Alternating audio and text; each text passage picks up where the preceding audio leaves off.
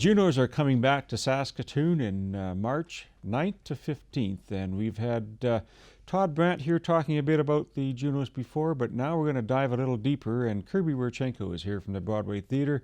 Kirby, thanks for taking some time, and appreciate light of all of this coming together really fast. Sure. I want to dive down deep with you and talk a little bit about how you got to be involved and that expertise that you bring to the table in booking all of these acts. Sure. Well, Todd and a whole board of people locally were the host committee to get the Junos here. And so this is, some people would remember, of course, in 2007 was the last time they were in Saskatoon. And so now that they're coming back, what happened was I got called and reached out to by Caris, which is the group nationally that owns the Junos.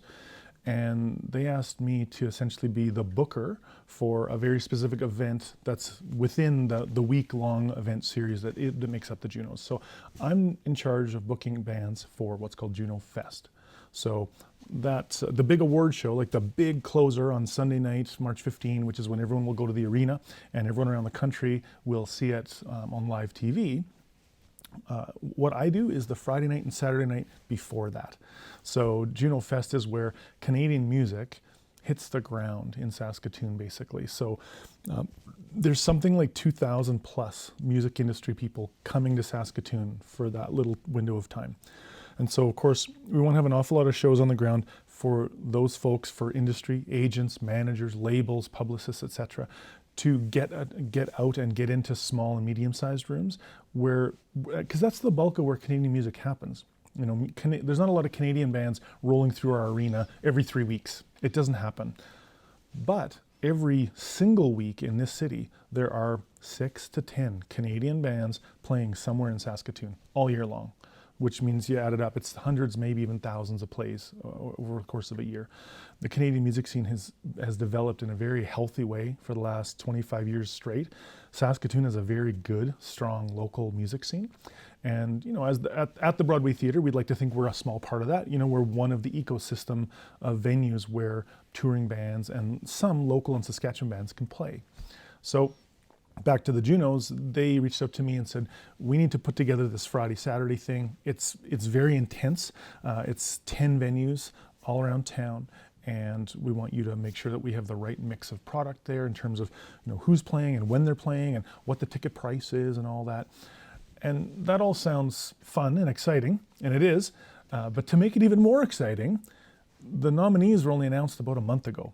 So we couldn't book a single show until the nominees came out. So this thing is happening very soon. I mean, it's happening on March 13, 14. So we had essentially about 4 weeks to confirm close to 60 artists. Wow. So it's a lot. I mean, it's a lot of work, but we like doing it, and it's a lot of catch and release, if you will. It's a lot of no's to get a few yeses. A lot of people, even though they'd like to come as nominees, sometimes they can't afford to. I mean, it's to be frank with you, traveling to Saskatoon from Toronto or Halifax or Vancouver isn't always as cheap as you'd think, especially if you have 4 or 5 band members, plus a manager, plus equipment, and you want to come out because you got nominated for a Juno, but maybe you can't quite really afford to justify it at this point in your career. So one of the things that we can do is we can provide a little bit more money to those acts to get a good play. You know, hey, can we put you into the Capitol Music Club as a second spot and get you a little payday so that while you're out here, you'll make some cash to offset your travel, but you'll also get in a room, hopefully with some people who've never heard of you or seen you before, and hopefully some industry walking through as well.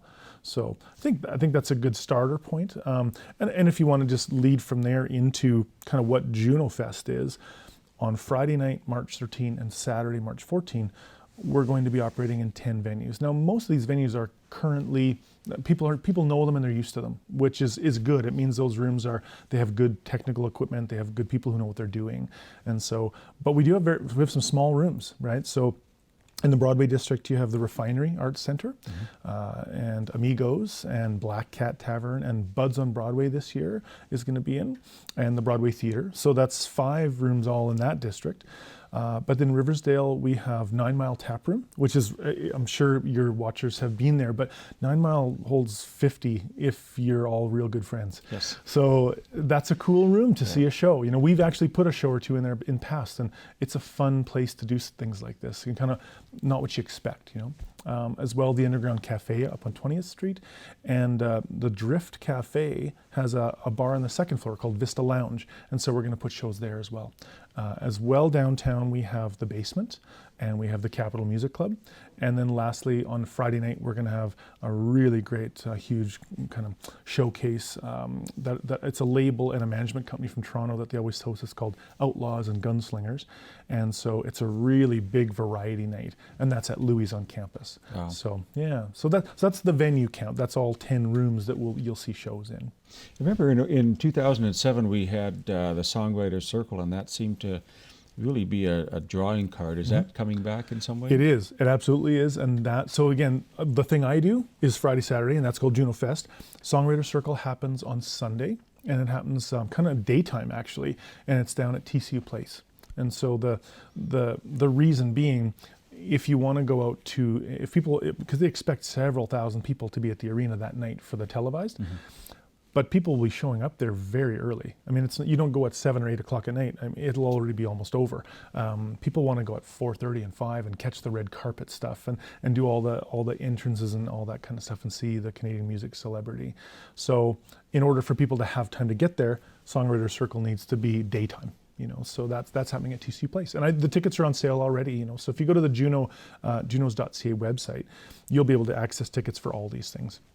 I heard something about wristbands for attending multiple things. How does that work? Well, so that's just my little thing. That's JUNOfest. And so whereas if you want to go to the big award show on Sunday, you buy a ticket to that. And that's at SaskTel Center.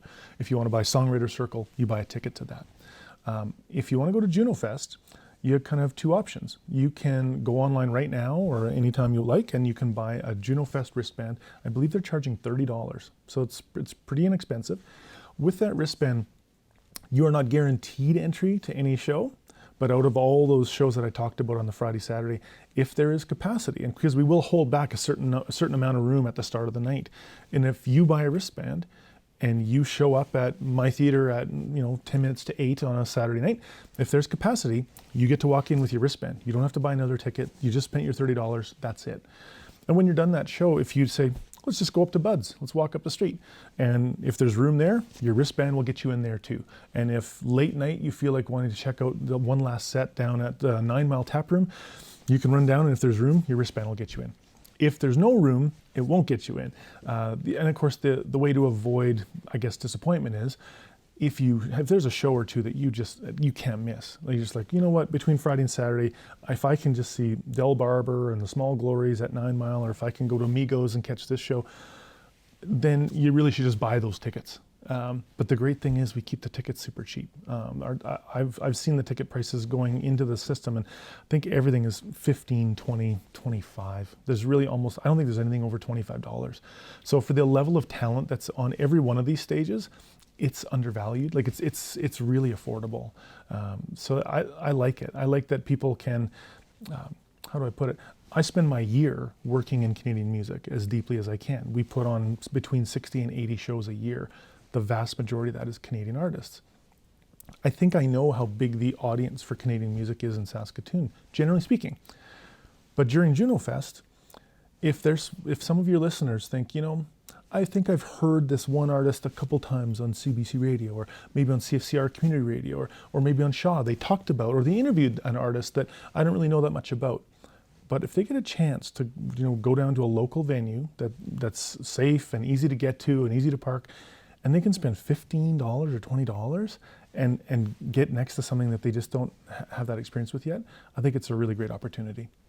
How do you see, can we name drop at all of who's coming with some of the acts? Are you able to share that with us? For sure. Yeah. I mean, by the time your listeners or your viewers are watching this, it will all be released anyway on the websites. But certainly we're looking forward to some really, really good shows with Saskatoon's own One Bad Son is playing a show, and they're headlining actually in a very small club, and with some great openers. There's actually a couple openers on that bill.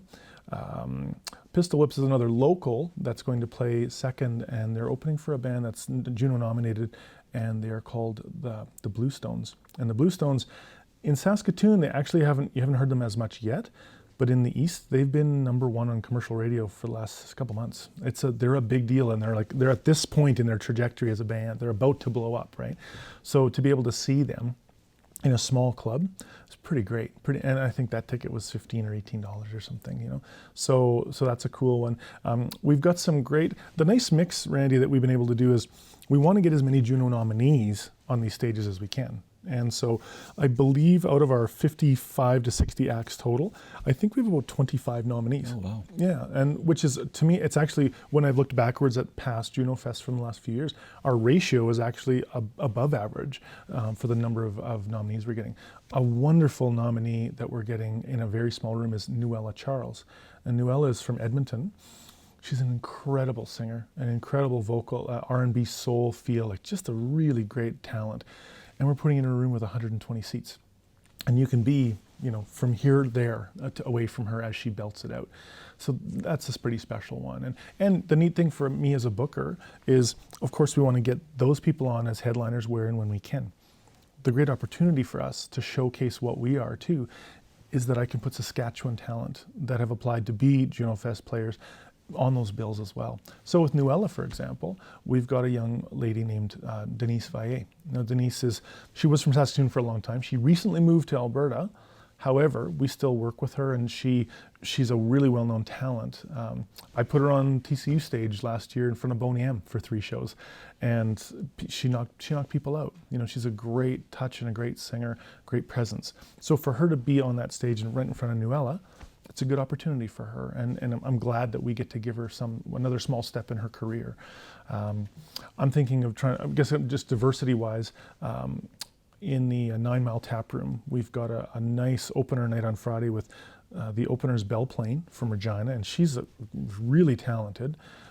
Does a lot of work with Blake Berglund, and she does some country, but also some folk and a little bit of rootsy feel.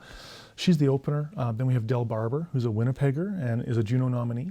And the closer is a great duo from the East called The Small Glories.